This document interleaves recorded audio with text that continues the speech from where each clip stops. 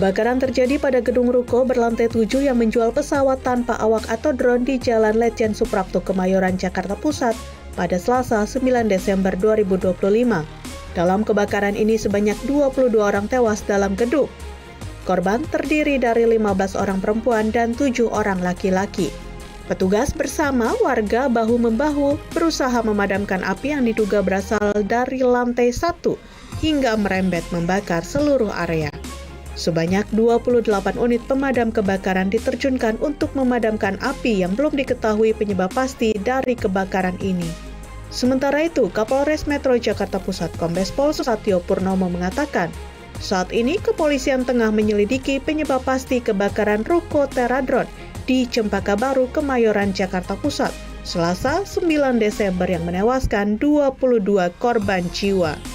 Selain itu, Polres Jakarta Pusat juga memeriksa para saksi, termasuk pemilik usaha atau ruko tersebut, untuk mencari tahu apakah ada faktor kelalaian yang menyebabkan kebakaran. Tentunya nanti kita lihat hasil pemeriksaan, tentu nanti kita akan gelar perkaranya, apakah ada keterlibatan atau kelalaian ya, yang terjadi ya, atas pihak-pihak dari pemilik usaha maupun pemilik gedung. Namun demikian, mohon kami beri waktu untuk bisa segera memberikan kejelasan terkait dengan perkara ini. Jenazah korban kebakaran telah dibawa ke Rumah Sakit Polri untuk dilakukan pemeriksaan dan identifikasi. Kepala Rumah Sakit Polri Brigjen Pol Prima Heru mengatakan, pihak rumah sakit telah menyediakan sebanyak 11 tim untuk memeriksa 22 jenazah. Tim tersebut diantaranya tim antemortem, postmortem, hingga tim DNA yang bekerja sama dengan UI dan Inavis. Gantung dari kesukaran dari korban, kondisi korban. Tim kita sudah siap bahwa tim antemortem, tim postmortem, tim DNA, dan kita sudah kerjasama dengan UI juga. Kita sudah koordinasi dengan UI maupun Inavis.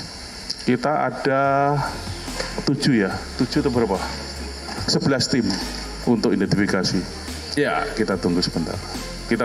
Insya Allah nanti mungkin secepatnya bisa dari penyidik untuk permohonan untuk melakukan pemeriksaan dan otopsi. Demikian rekan-rekan. Oke. Sementara itu, guna mengetahui penyebab dari kebakaran yang melanda gedung Teradron di kawasan Cempaka Baru, Kemayoran, Jakarta Pusat, anggota Puslap 4 Polri Selasa 9 Desember langsung melakukan olah tempat kejadian perkara. Olah TKP dibagi menjadi 2 tim yang terdiri dari tim Subit Laka Bakar, Viskom 4 Puslap 4 Bareskrim Polri, dan tim Kimbio Serbit Kimbio 4 Puslap 4 Bareskrim Polri. Polres Metro Jakarta Pusat menetapkan Direktur Utama Teradron Indonesia berinisial MWW sebagai tersangka terkait kasus kebakaran gedung yang menewaskan 22 orang. Kapolres Metro Jakarta Pusat Kombes Pol Susatyo Purnomo Condro menjelaskan sejumlah alasan penetapan MWW sebagai tersangka, yaitu MWW sebagai dirut tidak memastikan adanya SOP penyimpanan baterai berbahaya di gedung, tidak menunjuk petugas kesehatan dan keselamatan kerja atau K3. Selain itu, MWW juga tidak menyediakan pintu darurat di gedung dan tidak memastikan jalur evakuasi berfungsi. Dan kemarin kami lakukan penangkapan dan kami lakukan penahanan berdasarkan alat bukti yang sudah kami kumpulkan. Ya. Kemudian sebagai tersangka adalah MWW sebagai Direktur Utama PT Teradron Indonesia. Pasca terbakarnya gedung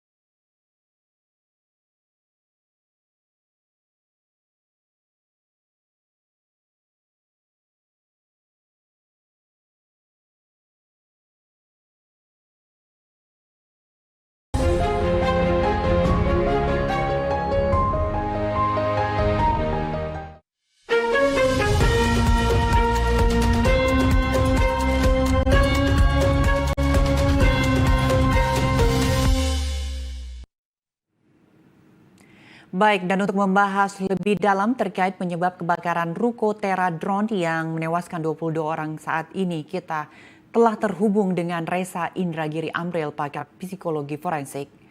Selamat malam Bang Reza. Selamat malam. Baik, kita langsung saja memulai perbincangan kita. Bang Reza, apa saja indikator awal yang biasanya dianalisa untuk mengetahui penyebab kebakaran dalam kasus seperti yang terjadi di Teradron ini? Saya membayangkan bahwa dibutuhkan kerja lintas disiplin ilmu untuk menelaah tentang sebab musabab terjadinya peristiwa kebakaran yang berlanjut dengan hilangnya sekian banyak nyawa manusia. Nah, kalau dari sudut pandang psikologi forensik sendiri, harus bisa dijelaskan tentang bagaimana peran atau kontribusi manusia, baik itu individu ataupun sekelompok individu, bagi terjadinya peristiwa ini. Misalnya, dari bidang elektronika mungkin akan mengatakan, oh ini penyebabnya adalah korsleting atau arus pendek. Oke, masuk akal. Tapi bagaimana saya katakan tadi, karena psikologi forensik berpusat pada perilaku dan proses mental manusia, maka penjelasan tentang arus pendek atau korsleting itu harus berlanjut. Tentang bagaimana sesungguhnya terjadinya proses korsleting atau arus pendek itu. Dan bagaimana peran manusia bagi terjadinya situasi sedemikian rupa. Baik, Bang Reza, bagaimana teknik mengidentifikasi residu bahan bakar atau akseleran yang biasa digunakan dalam investigasi kebakaran, Bang? Sayang sekali itu bukan pertanyaan yang berada di ranah psikologi forensik. Saya harus tandaskan kembali bahwa psikologi forensik berpusat pada perilaku dan proses mental manusia. Jadi, anggaplah ada kebakaran, maka psikologi forensik akan relevan ketika mengajukan pertanyaan tentang bagaimana sesungguhnya peran seseorang atau sekelompok orang bagi terjadinya kebakaran tersebut. Jadi berfokus misalnya pada motifkah itu, mens rea kah itu, atau pertanyaan-pertanyaan yang bersangkut paut dengan kondisi psikologis atau spesifik proses berpikir orang-orang yang berada dalam sebuah situasi yang dianggap sebagai peristiwa pidana. Baik Bang, kalau kita melihat apakah ini indikator yang biasanya menjadi pembeda nih antara kebakaran alami atau kebakaran alami karena akibat konsleting listrik atau teknis dengan kebakaran yang disengaja? Nah, pertanyaan tentang kebakaran disengaja atau tidak itu relevan dengan mens rea. Jadi ada perbedaan cara pandang tentang mens rea kalau dibandingkan antara sarjana hukum dengan sarjana psikologi forensik. Sarjana hukum kerap kali menganggap bahwa mens rea itu adalah sama dengan motif. Jadi penyebab kebakaran kemungkinan ada dua. Apakah motifnya instrumental ataukah motifnya emosional. Motif instrumental artinya bagaimana dalam sebuah situasi kebakaran, orang yang berkehendak bagi terjadinya kebakaran itu ingin mencapai atau mendapatkan manfaat instrumental tertentu. Misalnya untuk mendapatkan harta, untuk mendapatkan data, untuk mendapatkan apapun yang sifatnya menguntungkan bagi dirinya. Dan keuntungan itu hanya bisa dicapai lewat aksi kejahatan termasuk aksi pembakaran. Sebaliknya, kalau motif emosional maka di balik kebakaran itu ada seseorang yang sengaja menciptakan situasi tersebut untuk mendapatkan kelegaan atas perasaan negatif yang dia rasakan. Mungkin ada marah, benci, dendam, sakit hati, dan seterusnya yang sekali lagi melatar belakangi sampai yang bersangkutan memilih untuk membakar sesuatu, membakar bangunan misalnya, untuk melegakan perasaan negatifnya tersebut. Sementara pertanyaan tentang motif adalah tentang tingkat kesadaran bagi yang ada pada diri seseorang ketika berlangsungnya suatu peristiwa pidana. Apakah mens rea-nya tergolong berencana, ataukah berkehendak namun tidak berencana, ataukah pengabaian, ataukah kelalaian. Jadi kebakaran itu akan bisa dipilah apakah kebakaran itu disebabkan oleh kelalaian, ataukah oleh pengabaian, atau memang ada pihak tertentu yang berkehendak bagi terjadinya peristiwa kebakaran, atau yang paling tinggi tingkatannya adalah seseorang tidak sebatas berkehendak, tapi berencana melakukan serangkaian tindakan bagi terjadinya kebakaran guna mendapatkan manfaat tertentu dari kebakaran itu. Baik, kalau Bang Reza melihat sendiri ini, apakah ini ada unsur sengaja atau ketidaksengajaan? Sekarang di media massa sudah berkembang ya, kasakusuk tentang kemungkinan bahwa peristiwa pembakaran atau peristiwa kebakaran sedemikian rupa itu ditujukan untuk menghilangkan data-data penting. Konon berkaitan dengan data visual, kelapa sawit dan sejenisnya.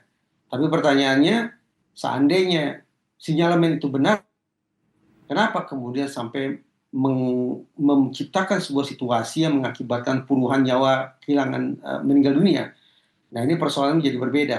Kita sesungguhnya sedang berbicara tentang pidana berupa penghilangan data-data penting, ataukah pidana yang sesungguhnya berlanjut dengan hilangnya nyawa manusia? Sebagaimana saya katakan tadi, tergantung pada 4 jenis mensreanya.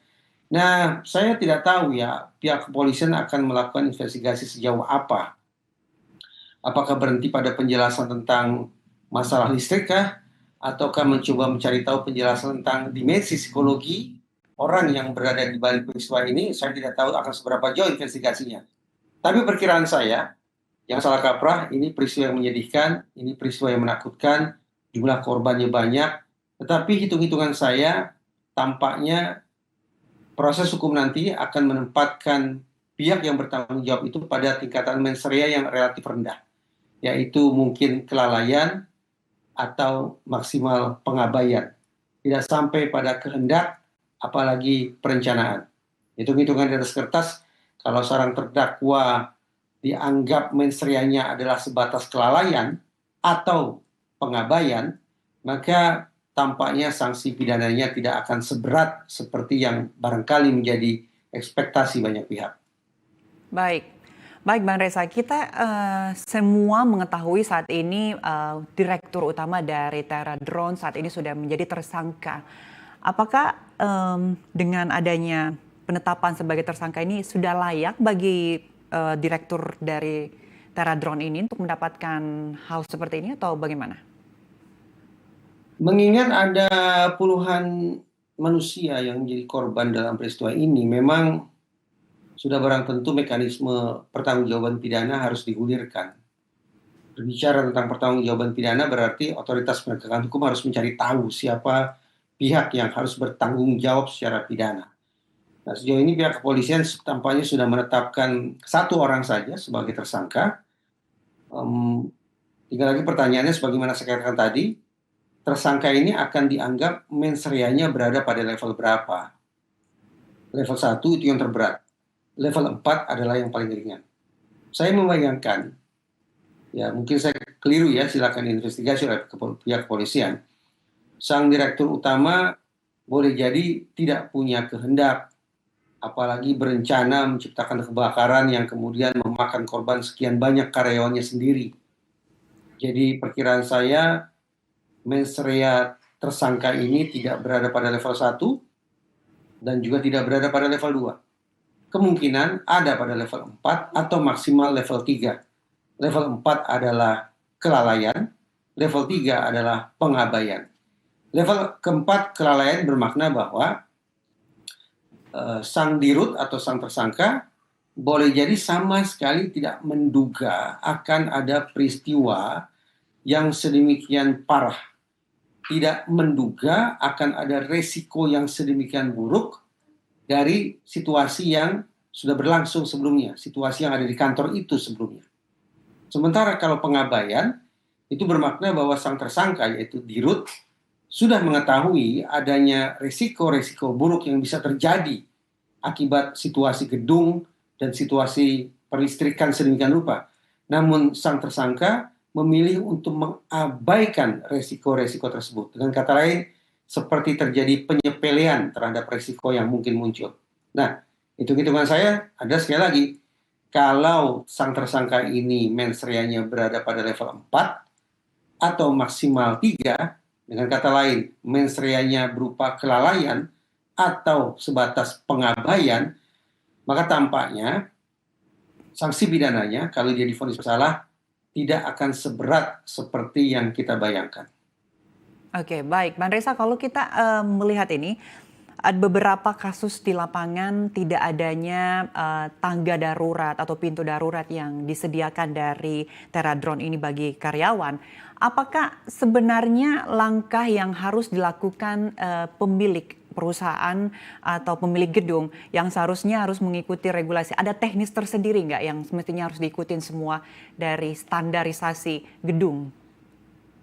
Saya tidak bermaksud pukul rata ya, tetapi kalau sebatas yang bisa saya lihat, tampaknya gedung atau bangunan tinggi yang sungguh-sungguh memiliki sarana dan prasarana untuk mengantisipasi situasi darurat semisal kebakaran, itu perkiraan saya jumlahnya sangat sedikit lah. Kebanyakan gedung yang saya ketahui tidak memiliki sarana dan prasarana yang memadai untuk itu. Karena itu, betapapun sudah terjadi peristiwa yang menyedihkan ini, tetapi kalau mau jujur, boleh jadi ada sekian banyak gedung atau bangunan tinggi lainnya, baik di Jakarta maupun di luar Jakarta, yang sesungguhnya juga beresiko mengalami situasi yang sama ketika terjadi kebakaran. Alhasil, tidak cukup bagi kita semua atau bagi otoritas terkait untuk sebatas berbicara atau menyoroti persoalan ini dari sudut pandang represif atau penegakan hukum semata, tidak cukup. Kita harus mundur ke preventif atau bahkan ke preemptif. Baik itu preemptif maupun preventif, benang merahnya adalah ini terkait dengan K3, kesehatan dan keselamatan kerja.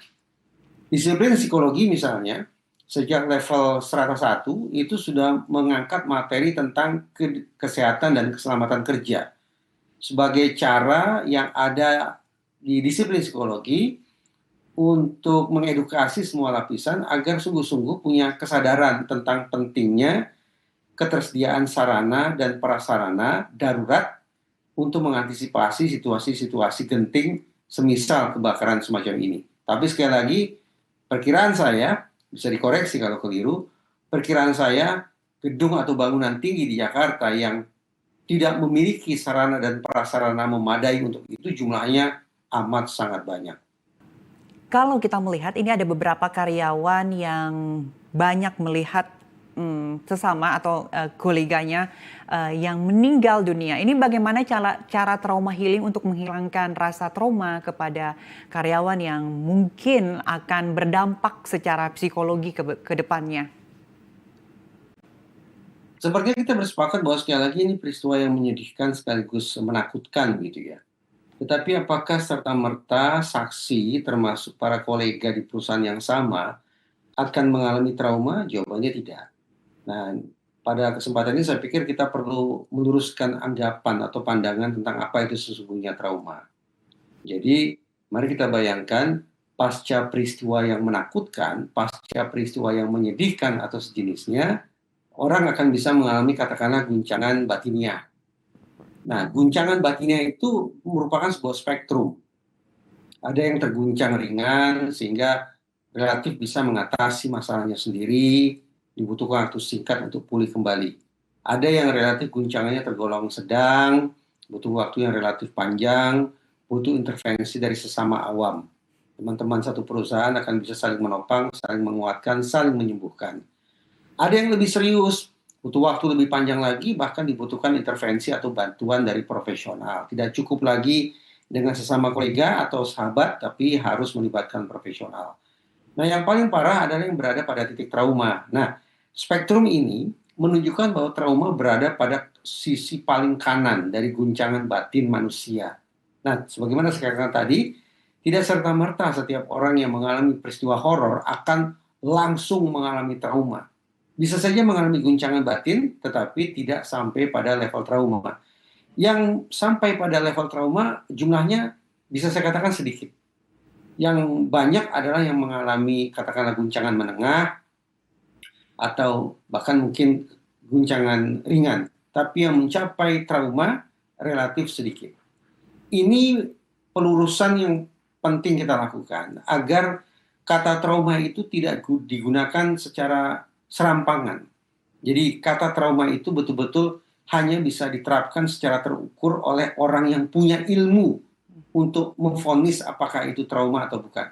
Di situ pula letak perbedaan pandangan halayak atau awam yang relatif terlalu gampang menggunakan istilah trauma tanpa benar-benar terukur. Nah, dengan pemahaman semacam itu, maka perkiraan saya bahwa sekali lagi betapapun ini menakutkan dan memunculkan guncangan batin di hati para karyawan, tetapi mudah-mudahan kebanyakan dari mereka akan bisa mengatasi persoalan itu sendiri.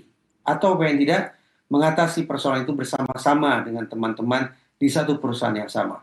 Tanpa membutuhkan intervensi dari profesional, karena tahu mereka tidak mencapai pada level gangguan yang berat, apalagi mencapai level trauma. Sementara, bagi karyawan yang mengalami guncangan hebat, apalagi yang mengalami trauma, ya sudah barang tentu, sudah sepatutnya kepada mereka diberikan bantuan yang sifatnya komprehensif oleh profesional. Baik bantuan untuk penanganan kondisi fisik, mungkin luka, mungkin terbakar atau sejenisnya. Kemudian juga bantuan pada dimensi psikis, kecemasan, ketakutan, perasaan kehilangan, dan seterusnya. Serta intervensi moral eksistensial, bahwa jangan sampai para korban berkepanjangan terus-menerus melihat diri mereka dan melihat dunia dari kacamata korban. Pada akhirnya mereka harus digiring untuk menggunakan kacamata yang netral, tidak lagi terobsesi pada status mereka sebagai korban. Baik, Bang Reza, terima kasih telah berbincang dan bergabung bersama kami di Laporan 8 Malam. Selamat malam, Bang Reza. Terima kasih, selamat malam.